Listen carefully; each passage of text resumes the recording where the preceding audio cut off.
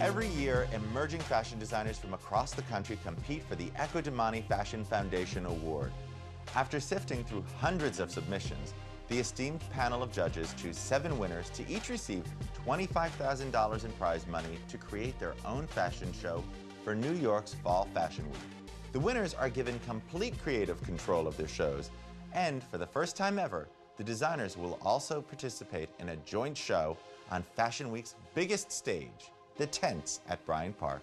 Now in its 9th year, the Ecco Domani Fashion Foundation has given emerging designers over $1 million in prize money.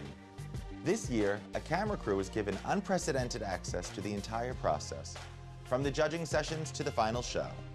Ecco Domani invites you to come along for a behind-the-scenes look at one of fashion's most prestigious awards.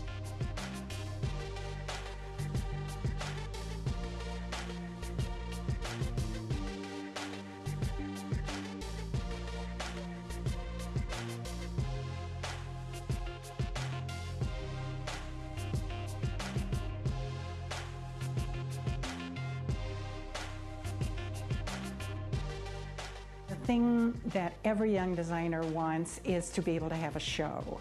They know that it's the way to attract the press, and it's the most helpful thing to give them a shove. It's a chance to show your work to some of the most influential people in the industry.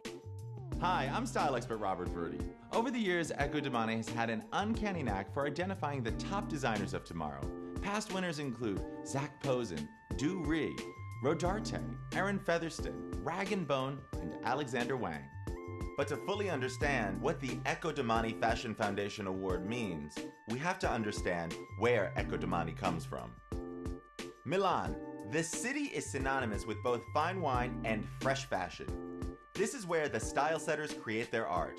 Whether it's architecture, fashion, or fine cuisine, Milan is always one step ahead of the rest of the world. Ecco Domani, Italian for Here's Tomorrow, is born out of the forward-thinking traditions of this northern Italian city. Ecco Domani wines are contemporary in both style and taste.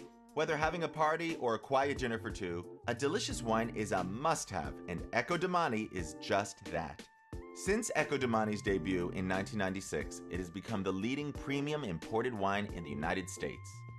In 2001, Ecco Domani created the Ecco Domani Fashion Foundation to recognize and support the careers of emerging fashion designers. And since its inception, they have continued their commitment to tomorrow by donating over $1 million to the future of fashion. Who's a winemaker that sponsored 5 of the most amazing young designers. So it's really exciting we have something like the Ecco Domani Fashion Foundation sponsoring young people and helping them get their start, because it's expensive to put on a show.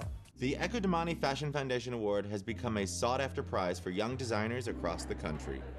In an industry where recognition is paramount, the award provides these gifted designers with not only the funds, but the opportunity to form relationships necessary to make it in this business.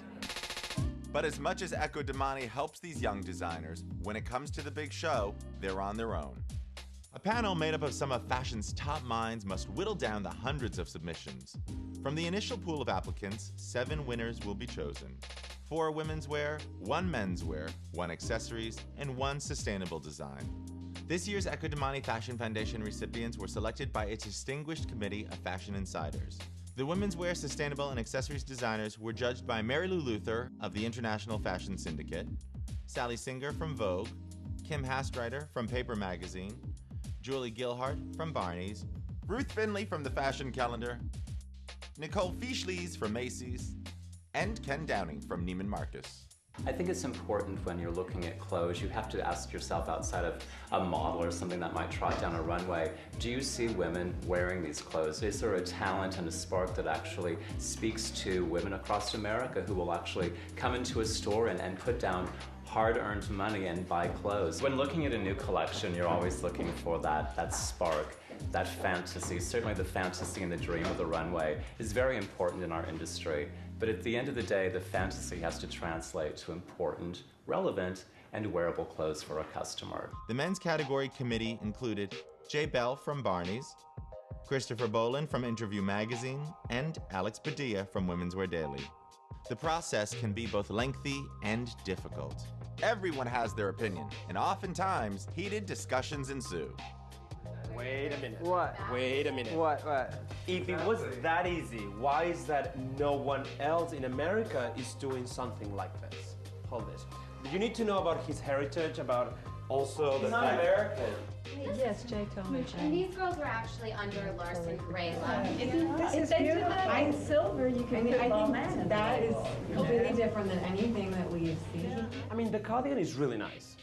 If we were judging cardigans on a knitwear award, he would be definitely up there. No, I just don't even like the shape of it. Is that 2 pieces or 1? Looks like it's 2 pieces. Okay. Yeah. We were excited the first round about him, and we were hopeful that he could be a contender. I mean, there was something different happening. I have to say that the skirt bothers me. Why?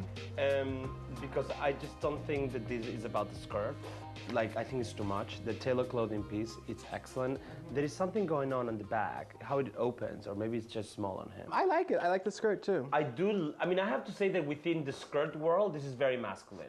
It has an ethnic. You don't hate it? No, because it's sort of ethnic in a way. I don't like the shirt. The shirt is excellent. I agree. Yeah, I mean, to hold all of that. Amazing, right? Yeah, I mean, they need to know their Turn around. Oh my God, it's fabulously done. Yeah, it's really well done. It's nice, huh? The construction is perfect. Are we talking about contemporary sportswear, or are we talking about designer sportswear? Do you see what I'm saying? Who does everybody like? Maybe we should do it that way. Prova. For me, Prova. I like Prova and I like Christine Brandt. Yes, I do like it to wear, but I'm not deciding what I want to wear. I never think that way. I want to think as an overall collection and what is real for the industry right now. But in the end, 7 designers will win the prize money, the showcase, and most importantly, develop relationships with their fellow recipients, past winners, and esteemed judges. I think I just saw the best selection of applicants that we've ever had. After much deliberation, the winners are announced. They are Altazara, The Blondes, Preble Grung, and Salvor Projects in the women's design category, Siki Im in the men's design category, Prova in the accessories category, and Organic in the sustainable design category. Let's take a second to learn about our winners. I was born in Singapore and my family is from Nepal. So I grew up in Nepal, went to an all-boys British Catholic school for 10 years. Fashion is just not about clothes, it's about change. Fashion, what we do is every few months, every season, there are 4 seasons now, we keep on changing as designers. So the basic principle of fashion is change. It's accepting change, embracing change. I'll consider myself successful when there'll be a day when I can give back to Nepal. It's this little cocktail dress made out of double satin, Tironi satin, which is one of the best satins out there, and silk file in white and black. It's this whole idea of color blocking, but not done in a traditional way. As a designer, when you're starting out, you hope they're like rites of passage. And Ecco Domani is one of the biggest ones. I extremely, greatly admire these young designers who've won before and their career path. And just to be in, part of their group is incredible.